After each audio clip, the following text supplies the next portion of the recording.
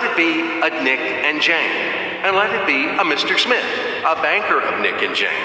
They both keep their money in his bank. That's why we use the title Mr. Smith, with respect. Nick really wants to buy, well, let's say Jane's bicycle, but he has no money.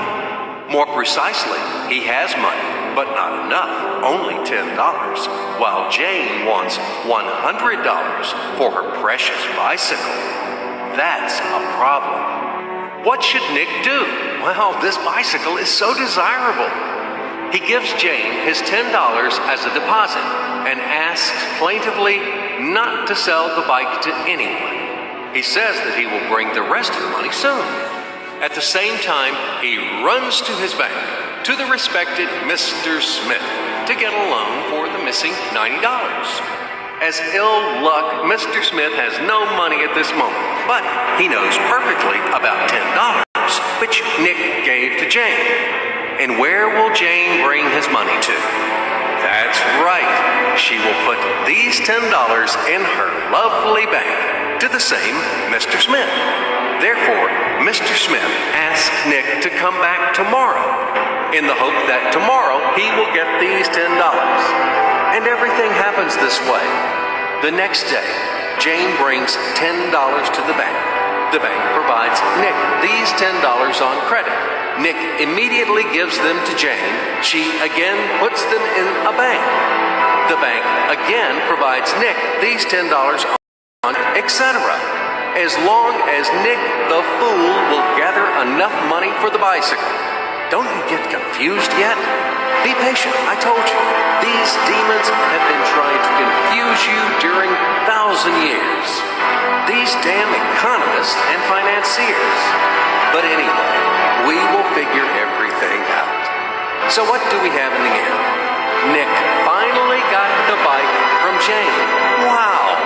But at the same time, Nick owes $90 to the bank, Mr. Smith, and the bank, in its turn, owes $100 to Jane. In other words, those $10, which existed initially, have magically turned into $200, $190 of debts plus real $10. But these $10 would also turn into $1,000.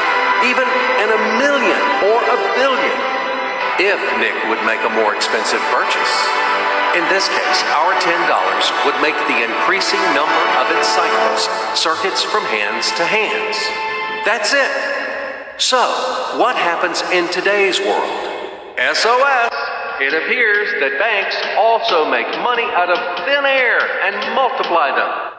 Not only Fed can produce money, but banks either. In short, everybody can do this, except you and me. We are not in the business at this celebration of life. I would like to print or draw some money as well. In fact, these banks multiply money without any control. And we're still wondering why the banker lives better. What are naive fools are we? Now it is clear why. The one who produces the money, of course, lives better. But this is not enough. From this moment, poor Nick will never be able to repay his debts owed to the bank. No matter how hard he would work. Silly Nick doesn't know it yet.